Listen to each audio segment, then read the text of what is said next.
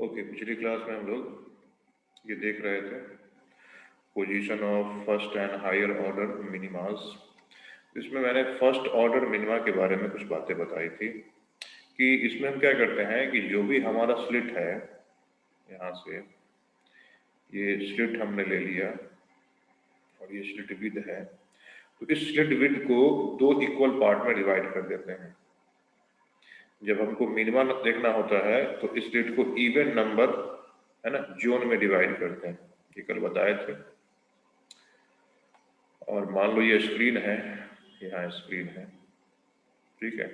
तो इसको even number zone में डिवाइड करेंगे और कोई पॉइंट ले लेंगे। यहाँ पे हम सपोज करो इस स्क्रीन पे हमने कोई पॉइंट ले लिया, ये पॉइंट P, और यहाँ पे देखो ये पोजीशन क्या था, यहाँ से यहाँ तक का पोजीशन, इस तरीके का जो पोजीशन था, यहाँ से यहाँ तक का पोजीशन थोड़ा लंबा इस तरीके से, ये पोजीशन हमने किसके लिए माना था, ये सेंट्रल मैक्सिमा के लिए माना था। और इसके ऊपर ही कहीं सेंट्रल मिनिमा होगा, तो हम उसी का पोजीशन निकालना है। तो सपोज करो कि पॉइंट P जो है उस पर क्या बन रहा है, पहला फर्स्ट मिनिमा बन रहा है। अब ये वो पॉइंट था, ये स्लिट है, ये स्लिट, ये A, ये पॉइंट A था और ये पॉइंट B था। अब इस स्लिट विद को, स्लिट हमारा विद है, इस स्लिट विद को हम दो जोन में डिवाइड करेंगे। इस पूरे को दो जोन में, एक हमारा हो जाएगा d/2 लेंथ का और एक हो जाएगा d/2 लेंथ का। और फिर A से B तक मल्टीपल सोर्सेस होंगे, तो इसमें से कुछ पॉइंट्स दिखाया जा रहा है, इसमें से कुछ पॉइंट जो है वो दिखाया जा रहा है। अब इन सारे सोर्स से लाइट निकल के P पे पहुंच रहा होगा, इन सारे सोर्स से लाइट निकल के P पे पहुंच रहा होगा। अब इसमें पेयर वाइज डिफरेंट वेव को लेके हम क्या करेंगे, P पे उसको डिस्ट्रक्टिवली इंटरफेयर करवाएंगे। तो ये जो है, ये कौन सा, ये फ्राउनहोफर डिफ्रैक्शन है। तो यहाँ से ये सारे के सारे रेज पैरेलल निकल रहे होंगे P की तरफ, बीच में लेंस रखा गया होगा और लेंथ जाके उसको P पे कन्वर्ट कर रहा होगा। तो यहाँ से A से भी निकल रहा है और समझ लो ये जो मिडिल पॉइंट है इससे भी निकल रहा है एक वेव। अब ये दोनों वेव जो जाएगा P पे मिलेगा, ये वेव एक यहाँ से इस तरीके से गया और जाके ये कहाँ P पे मिल जाएगा, ये वेव यहाँ से ऐसे गया और फिर ये जाके P पे मिल जाएगा। तो ये जो दोनों वेव मिला, ये जो है इसके बीच का सेपरेशन, ये D है, इसके बीच का सेपरेशन D है, कैपिटल D है। तो ये जो दोनों वेव मिला है, इन दोनों वेव के बीच में कितना पाथ डिफरेंस होगा। अगर ये एंगल थीटा दी गई है तो कितना पाथ डिफरेंस होगा, तो ये पाथ डिफरेंस कल हमने निकाला था। इसके लिए क्या करेंगे, यहां से एक परपेंडिकुलर इस पे डालेंगे और ये जो लेंथ हो जाएगा, ये वाला लेंथ, ये जो मैंने रेड पिंक कलर से भी दिखाया, रेड कलर से दिखाया है, यही लेंथ पाथ डिफरेंस हो जाएगा ना। तो देख सकते हो यहाँ पे एक राइट एंगल ट्रायंगल बन रही है, इसको हम इधर बारे में बनाते हैं। देखो इस तरीके का ना, ये जो है, ये जो लेंथ हमने लिया है, ये एक, ये यहाँ पे इसको इस तरीके से बनाते हैं, एक ये और एक ये जो राइट एंगल ट्रायंगल यहाँ पे बन रहा है उसी का मैग्नीफाई व्यू, ये फर्स्ट पेज ही है, ये फर्स्ट पेज है, उसी का मैग्नीफाई व्यू हमने बनाया है यहाँ पे। तो देख सकते हो कि ये एंगल कितनी थीटा हो जाएगी, ये लेंथ जो है ये d/2 है। और यही इन दोनों वेव, इस वेव का नाम दे दो कि वेव नंबर 1 से निकल रहा है, और सपोज करो यहाँ पे हमने कितना 80 नंबर ऑफ वेव्स लिया है, मैंने 80 नंबर ऑफ सोर्स लिया है, तो ये 1 से निकल रहा है 1 से निकल रहा है, और ये जो है, ये ए जो है फर्स्ट वाला है, और ये जो है ये 1 से 2, और इसका बीचों बीच कितना, सपोज कर लो ये 40 है, ये जो निकल रहा है ये 40 है यहाँ पे, तो 1 और 40 का, 1 और 40 का होगा, 2 का होगा, और 41 का होगा, 3 का होगा, सॉरी 1 और 41 का ले लो, 2 का 42 का ले लो, 3 का 42, इतने नंबर ऑफ सोर्स जो वेव निकल रहे हैं वो सब जाके पी पॉइंट पे हमें मिलाने हैं। समझ में आ रहा है कि नहीं आ रहा है? Yes sir.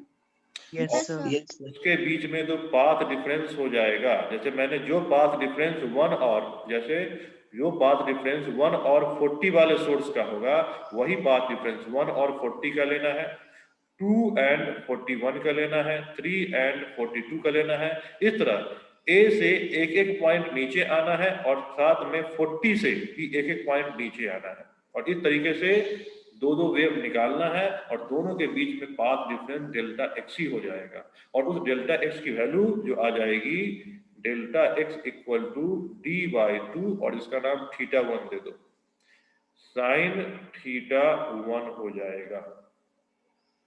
क्लियर है ये? तो यहाँ जो भी हम देख सकते हो, ये इसको मैंने जोन 1 नाम दिया था और इसको जोन 2 नाम दिया था।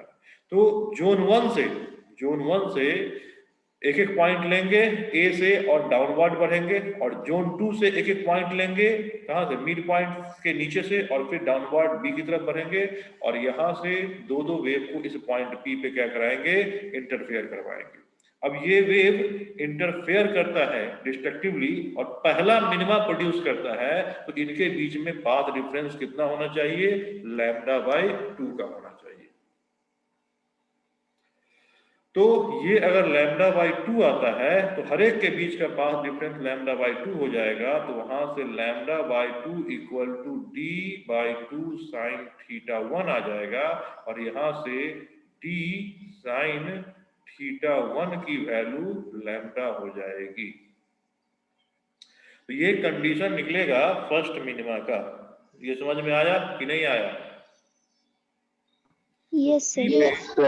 फर्स्ट मिनिमा होगा, इस पे ये फर्स्ट मिनिमा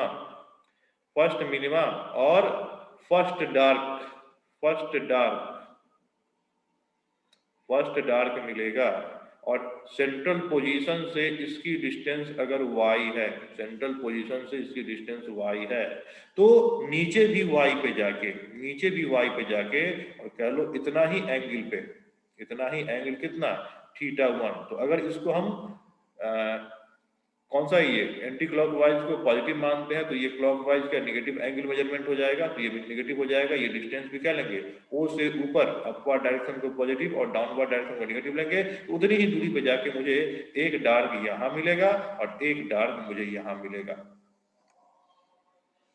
तो कल इसके बारे में लिखवाया थे, नहीं लिखवाए थे? Yes sir.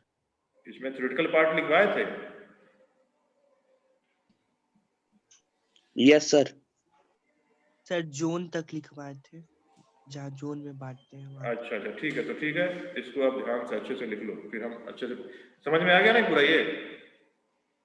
Yes sir. हाँ, इसको फिर अच्छे से लिखवाते हैं, लिख लेना इसको। इसमें आगे यहाँ पे लिखो, position of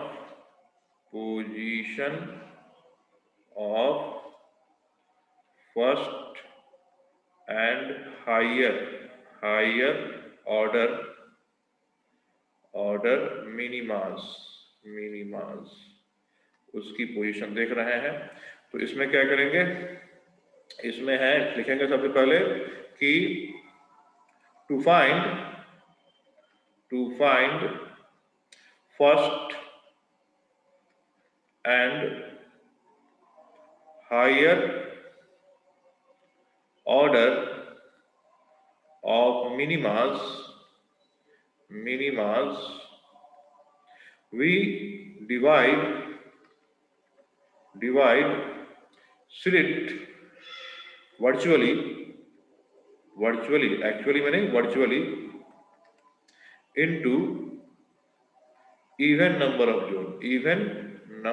of zones even number of zone, that is इसमें कहेंगे कि फॉर फर्स्ट मिनिमा के लिए 2 जोन्स बनेगा, उसका नाम दिया Z1 एंड Z2, और इसकी जो विड्थ हो जाएगी, इस जोन की जो विड्थ हो जाएगी वो हो जाएगी d/2 और इसकी भी हो जाएगी d/2। सिमिलरली फॉर सेकेंड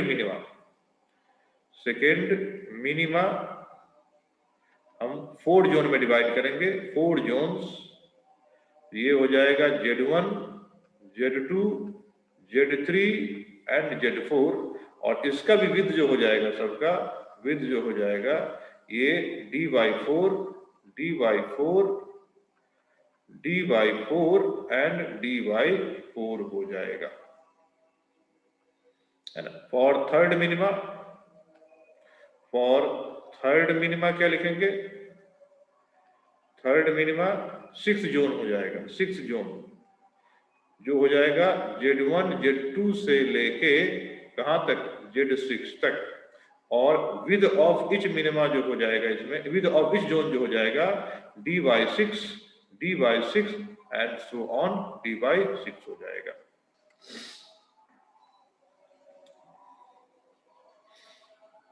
अब इसी में एग्जाम्पल लिया जाए, यहां से लिखना, पीछे वाला समझाने के लिए था, यहां से लिखना, इसको मत छोड़ देना, यहां से स्टार्ट करना। हेडिंग डालोगे diffraction of maxima and minima, उसके बाद लिखोगे position of first and higher order minima, यहां से लिखना स्टार्ट करोगे।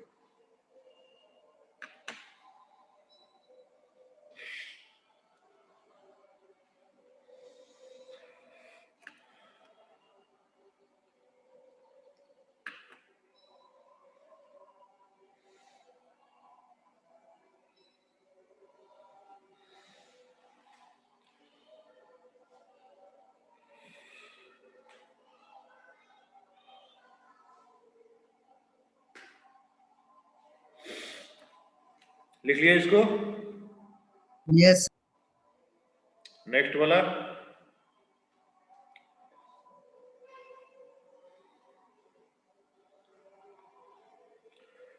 देखो ये सब अगर एनसीईआरटी से पढ़े होगे थोड़ा कंफ्यूजन लगा होगा, लेकिन इस तरीके से करोगे तो कोई कंफ्यूजन नहीं होगा, आसानी से निकल जाएगा। और इस पर डायरेक्ट क्वेश्चन आता है, डायरेक्ट क्वेश्चन जेईई में पूछा हुआ डायरेक्ट क्वेश्चन आता है इस पे।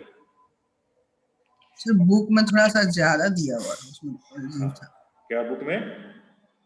बुक में थोड़ा सा वो समझाया था, थोड़ा अजीब ढंग से ब्लैक एंड व्हाइट करके डाल।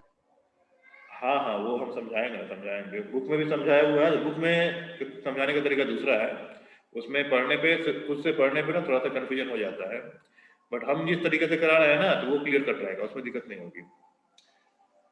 चलो तो एग्जांपल लेते हैं फॉर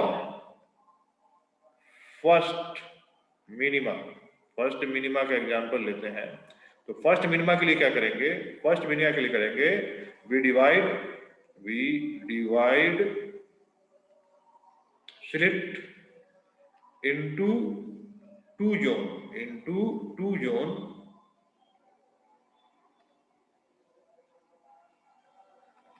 Z1 एंड Z2।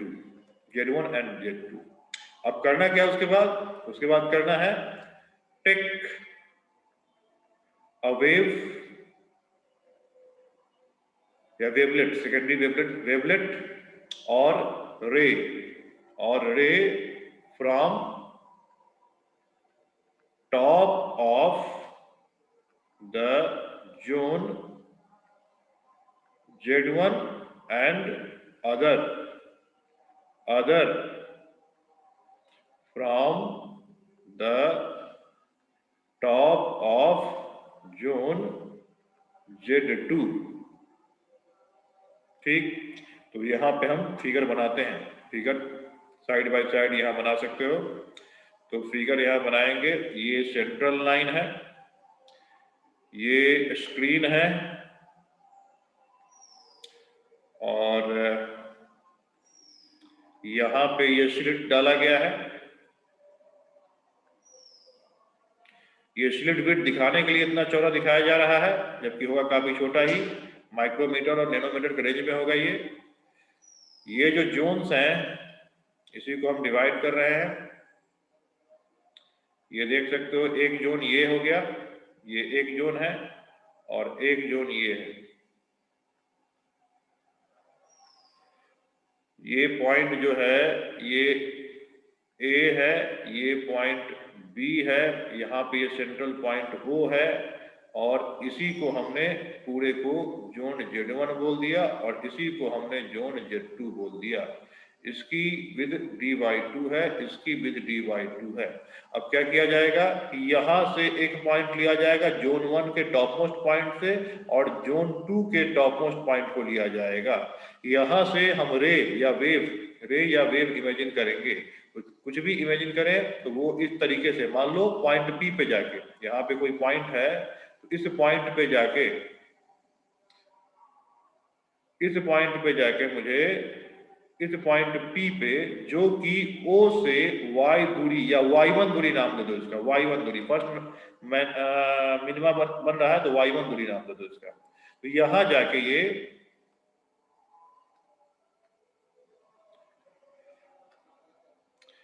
जाके पहला मिनिमा बन रहा है। तो यहाँ से जो भी रेंज निकलेगा, जैसे एक रेंज इस तरीके से निकला, उसकी तरफ पॉइंट आउट हुआ, दूसरा रेंज नीचे वाले से निकला, उधर पॉइंट आउट हुआ, और ये रे फिर जाके बीच में लेंस होगा और फिर जाके यहाँ पे क्या हो जाएगा, कन्वर्ज हो जाएगा। ठीक, उसके बाद क्या होगा, फिर उसके बाद इसके नीचे वाले पॉइंट से, यहां से एक रे निकलेगा। ये चीज ही मेन समझने वाला है इसमें कि यहां से एक रे कह लो या एक वेव ऐसे निकला, बीच में लेंस था, लेंस ने इसको मोड़ दिया और ये जाके यहाँ मिला। फिर जोन 2 के टॉप मोस्ट पॉइंट से एक निकला और फिर लेंस था, लेंस ने इसको मोड़ दिया और यहाँ पहुंच गया। तो इन दोनों के बीच में जो पाथ डिफरेंस होगा, वो पाथ डिफरेंस हम इस तरीके से ड्रॉ करते हैं। ये एंगल θ1 है, दिस एंगल इज θ1, तो यहाँ से ये एंगल भी θ1 हो जाएगा, और ये पाथ डिफरेंस ये delta x equal to d/2 sin θ1 आएगा। फिर इसके नीचे हम एक पॉइंट लेंगे, है इसके नीचे ही लेकिन यहाँ पे ले लेते हैं, और उतना ही नीचे इसके एक पॉइंट ले लेंगे। फिर यहाँ से क्या करेंगे, हम वेव निकालेंगे। तो यहाँ से इस तरीके से सपोज करो रे निकला इसमें से, और ठीक इसके नीचे इस तरीके से इसमें रे निकला, बीच में लेंथ रहा होगा, लेंथ जाके इसको यहाँ पे इस तरीके से कन्वर्ट कर देगा। और इसके बीच में जब पाथ डिफरेंस हम कैलकुलेट करेंगे तो ये लेंथ भी कितना हो जाएगा, d/2 हो जाएगा। यहाँ से एक परपेंडिकुलर फिर इस तरीके से हम डालेंगे, और ये डिस्टेंस जो आ जाएगा, ये कितना, डेल्टा x आ जाएगा, जो अगेन d/2 sin θ1 हो जाएगा। इसी तरह करते करते हम नीचे आके जितने वेव्स, हम ये हाइपोथेटिकली सोच सकते हैं कि जितने भी यहाँ पे डिफरेंट हम सोर्स इमेजिन करेंगे, उसके कॉरस्पॉन्डिंग एक पॉइंट होगा, और वो सब यहाँ से d/2 की दूरी पे होगा, और सबसे जो निकलेगा, जैसे इससे निकला तो इसके नीचे इधर से निकल रहा होगा, फिर इससे निकला, इसके नीचे इधर से निकल रहा होगा, और हर एक के बीच का गैप, इसके बीच का गैप, इसके और इसके बीच का गैप, हर एक के बीच का पाथ डिफरेंस d/2 हो जाएगा। तो यहां तक, ये 2 तक तो बना लो, इसमें तुम्हारा काम हो जाएगा। क्लियर है ये? यस। तो देखो यहाँ तक क्या है, यहाँ पे तो सेंट्रल मैक्सिमा बन रहा है, तो ये फिगर हम अगर लें तो कुछ इस तरीके का फिगर बनेगा, और फिर उसके बाद ये नीचे जाके यहाँ पे, और फिर यहाँ जाके यहाँ से उठना शुरू होगा। तो ये जाके ये पोर्शन जो हो जाएगा, यही पोर्शन डार्क 1 बनेगा, या फिर कह लो यहाँ पे ये पोर्शन डार्क 1 बनेगा।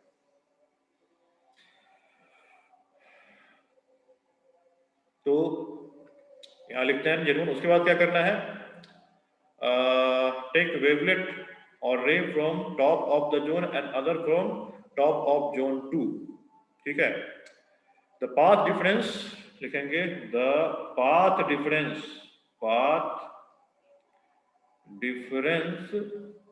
है ना, बिटवीन बिटवीन देम जो हो जाएगा equal to delta x equal to d by two sine theta 1 हो जाएगा एज शोन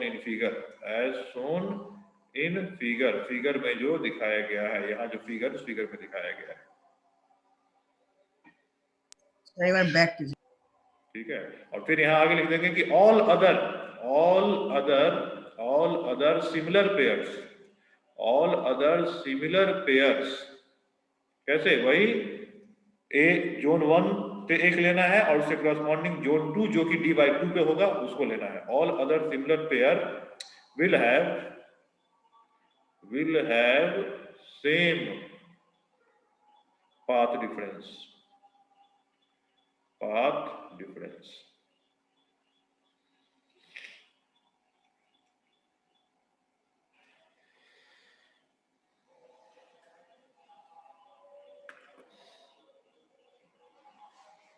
हटाएं इसको।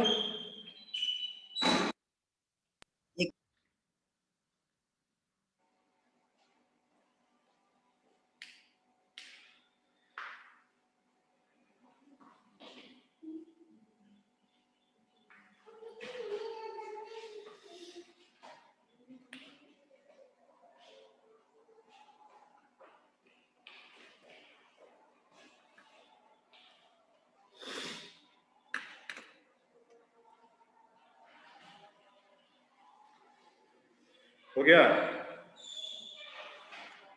Yes, sir.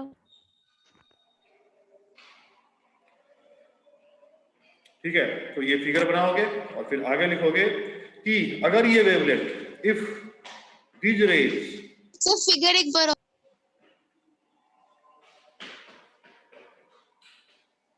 हो गया। हो गया। ठीक है, तो आगे लिखते हैं इफ these rays, जो भी रेज है, these rays कौन से, pair wise interfere destructively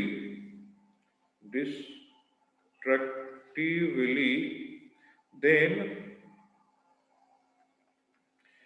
they will produce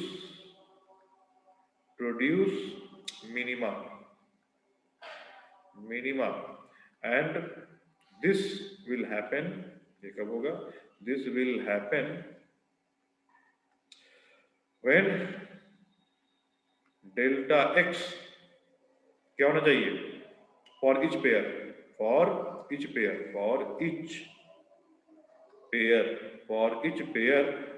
is equal to lambda by 2 होना चाहिए। किसके लिए, for फर्स्ट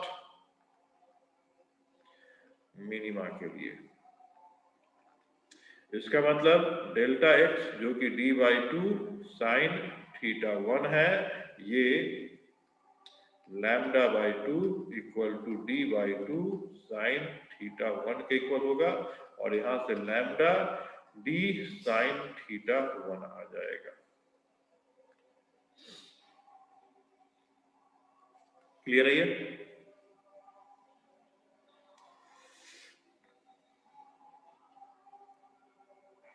अच्छा, ए और बी से जो रे निकलेगा, किसी में मान लो क्वेश्चन पूछ दे कि ए एंड बी से जो रे निकलेगा, जो रे निकलेगा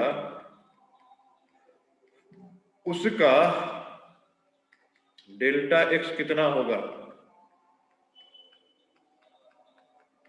फिगर से कंसल्ट करो।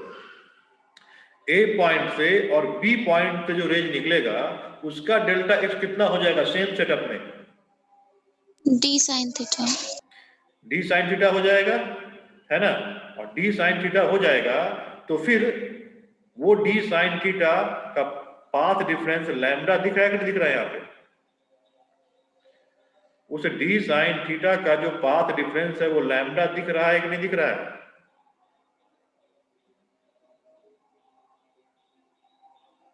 ए और बी का डेल्टा एक्स जो हो जाएगा वो डी साइन थीटा 1 आएगा, किसके लिए? ए एंड बी के लिए। और यहाँ पे डी साइन थीटा लैम्डा दिख रहा है, तो लैम्डा किसके लिए होता है? कंस्ट्रक्टिव के लिए होता है कि डिस्ट्रक्टिव के लिए होता है?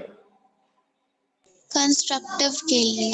हाँ, तो ये कंफ्यूजन जनरली होता है कि ठीक है, ए और बी से जो वेव निकल रहा है, मतलब यहां से पेयर ए का लिया और बी का जब पेयरिंग करेंगे तो इससे इसके बीच का गैप कितना है? डी है। और सेम एंगल के लिए इसके और इसके बीच का जो पाथ डिफरेंस यहां से लेंगे ये डेल्टा एक्स, ये डी साइन थीटा के इक्वल आ रहा है। और जो हम बाकी के लिए लैम्डा बाई 2 ले रहे हैं, इसके लिए लैम्डा हो जा रहा है, तो ये दोनों तो कंस्ट्रक्टिवली मीट कर रहा है, तो फिर डार्क कैसे बनेगा?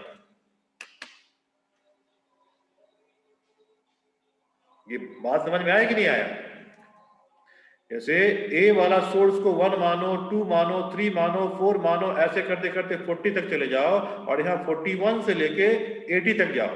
तो अगर हम 1 और 80 का पेयरिंग करते हैं, 1 एंड 80 का पेयरिंग करते हैं सेम सेटअप के लिए, सेम कंसीडरेशन करके, इन दोनों का पाथ डिफरेंस कितना आता है? लैम्डा आता है कि नहीं आता है? यस सर, आता है। तो ये दोनों तो कंस्ट्रक्टिवली मीट कर रहा है, तो फिर यहाँ डार्क हम कैसे माने? So उन दोनों के लिए ब्राइट बनेगा और उस दोनों के लिए डार्क? नहीं, देखो यहाँ पे हर एक के इंटेंसिटी का समेशन होगा कि नहीं होगा? अब ऐसे सपोज कर लो कि मान लो एक पॉइंट है, इससे एक रस्सी इधर बंधी हुई, एक रस्सी इधर बंधी हुई, एक रस्सी इधर बंधी हुई और एक रस्सी इधर बंधी हुई। अब ये सपोज करो कि इस पे भी वेव आ रहा है, इस पे भी इस तरीके से वेव आ रहा है, इस पे भी इस तरीके से ऐसे वेव आ रहा है, और इस पे भी इस तरीके से वेव आ रहा है, और इस पे भी इस तरीके से वेव आ रहा है। अब हम यहाँ पे ये डिस्प्लेसमेंट ऊपर जाएगा कि नीचे जाएगा, इसमें हम किसी एक का इफेक्ट देखेंगे कि चारों का देखेंगे?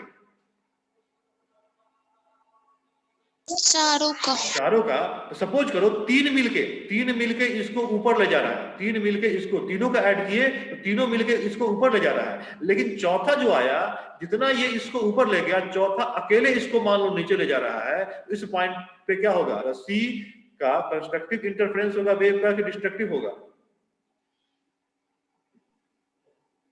जितना तीनों मिलके, जैसे मान लो ये 2 सेंटीमीटर ऊपर ले गया, ये 1 सेंटीमीटर ऊपर ले गया और ये 1 सेंटीमीटर ऊपर ले गया, तीनों मिलके, और ये अकेला आया और 4 सेंटीमीटर इसको उसी टाइम पे नीचे ले गया। तो ये जो पॉइंट है ये तुमको ऊपर ज्यादा दिखाई पड़ेगा या फिर जहां है वही रहेगा? वही रहेगा ना। तो यहाँ पे बाकी 3 का ऐड करके हमको कंस्ट्रक्टिव मिल रहा है, मतलब डिस्ट्रक्टिव मिल रहा है क्या? बाकी इन तीनों का, इसको छोड़ दो फिलहाल, तो इन तीनों का ऐड करके इंटेंसिटी जो है वो क्या 0 मिल रहा है क्या? No sir. उसमें जब इसको ऐड किए हैं तब ना 0 हुआ है। उसी तरह यहाँ तो खाली हम ए और बी की बात करें तो वो लैम्डा हो जाएगा, लेकिन उसके बाद वाला और इसके बाद वाला जब एडअप होगा ना, तो उस लैम्डा वाले को भी क्या कर देगा? वो 0 बना देगा। वो बात समझ में आई कि नहीं आई?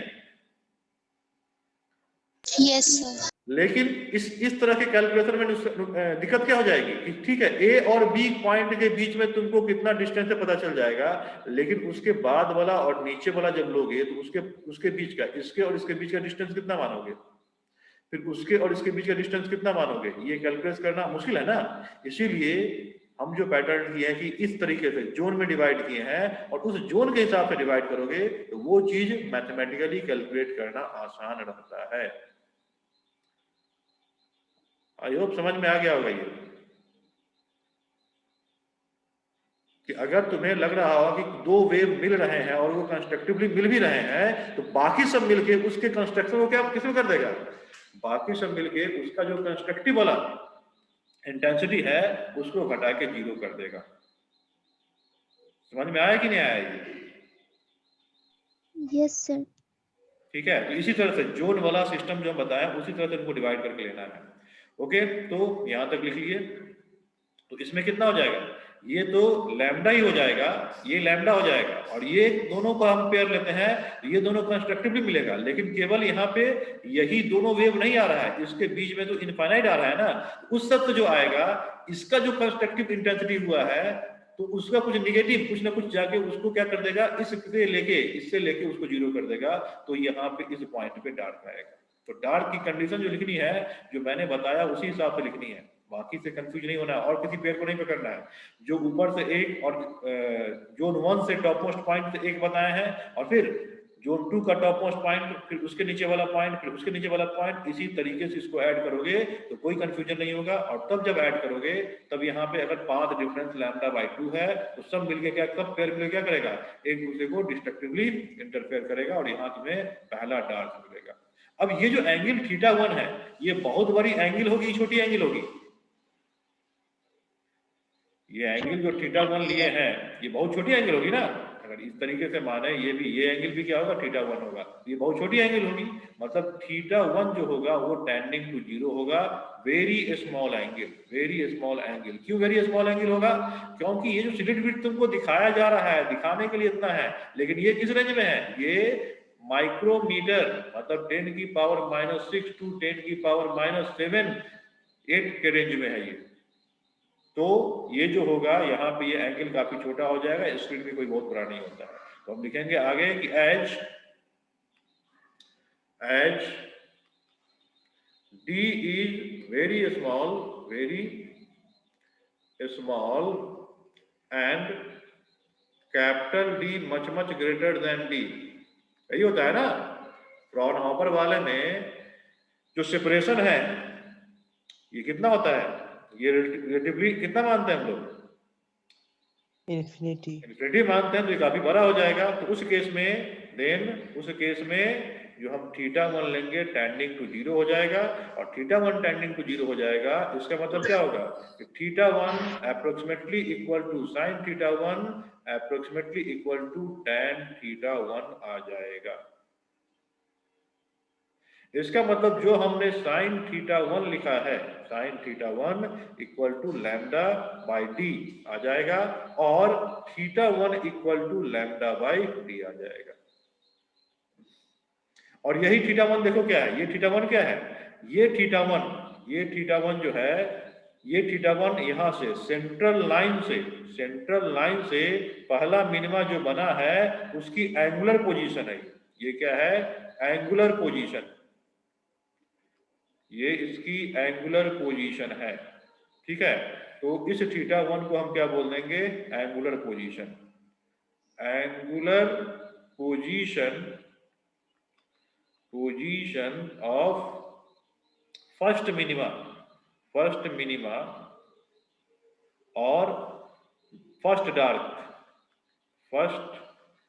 डार्क, जिसको हम D1 बोल रहे हैं, कहां से, फ्रॉम सेंट्रल लाइन से या सेंट्रल पोजीशन से। क्लियर है ये? अच्छा, tan θ1 कितना लिखोगे इस फिगर में? tan θ1 मुझे बताओ क्या लिखोगे इस फिगर में? tan θ1 क्या लिखोगे? देखो ये है कैपिटल D, इन दोनों के बीच की डिस्टेंस कैपिटल D है, तो tan θ1 कितना लिखोगे? y1/d। y1/d,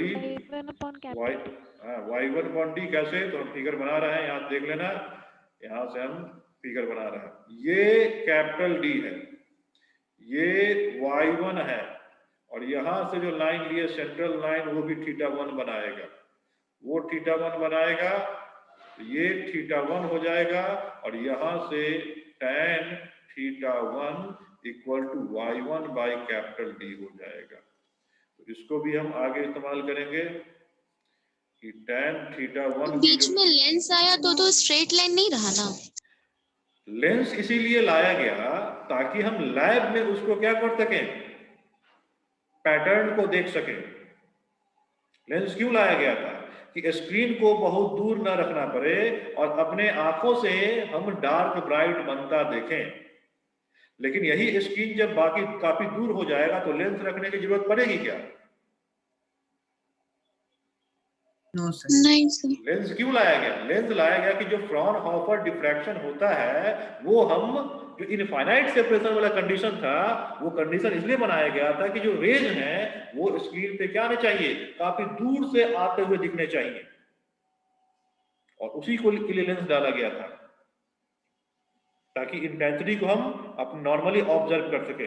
अगर ऐसे नहीं ऑब्जर्व करना है माइक्रोस्कोप से या कुछ ऐसे डिवाइस से जिससे हम देख पाए उससे ऑब्जर्व करना है, तो उसको हम इनफाइनाइट सेपरेशन पे लेंगे।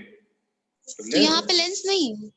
हाँ लेंस है, ऐसे तुम ये करोगे, यहाँ लेंस मौजूद है, लेंस मौजूद है, तो फिर भी लेंस भी होगा, तो लेंस जो होगा ये जो तुम्हारा इस तरह से थिकनेस दिया गया है, मान लो ये थिकनेस है, ये थिकनेस है, यहाँ से निकल रहा है, तुमने बीच में लेंस रख दिया है, तो यहाँ पे स्क्रीन है, तो यहाँ से रे आएगा, चाहे यहाँ से ऐसे रे आएगा, इस तरीके से निकलेगा, तो ये सब को नियरली स्ट्रेट ही मानोगे ना। ज्योमेट्रिकल के लिए ये जो लोगे यहाँ पे, तो नियरली क्या मानोगे, स्ट्रेट ही मानोगे कि नहीं? हाँ सर। तो tan थीटा 1 को हम लिख सकते हैं y1 बाई कैपिटल D, और tan थीटा 1 भी अप्रोक्सीमेटली थीटा 1 के इक्वल हो जाएगा, theta 1 equal to y1 by capital D, और यहाँ से थीटा 1 की वैल्यू कितनी हो जाएगी, लैम्डा अपॉन स्मॉल d, और ये y1 बाई कैपिटल D, और यहाँ से y1 की वैल्यू जो आ जाएगी lambda capital D upon small d। ये y1 क्या है, ये लीनियर किसकी है, ये position of first dark, linear position है ये y1 जो हो जाएगा y1 equal to lambda d upon capital D, ये हो जाएगा linear position, not angular, linear position of first dark कहां से, फ्रॉम सेंट्रल पॉइंट O से, ये हो जाएगा। इस फिगर में तुम क्लियरली देख सकते हो कि O से कितनी दूरी पे, मतलब यहाँ जो डार्क बनेगा, यहाँ पे y1 जो हो जाएगा lambda capital D upon small d दूरी पे जाके पहला डार्क बनेगा। तो सेंट्रल जो मैक्सिमा होगा वो कहां से कहां तक फैला होगा, सेंट्रल मैक्सिमा पूरे स्क्रीन पे कहां से कहां तक फैला होगा,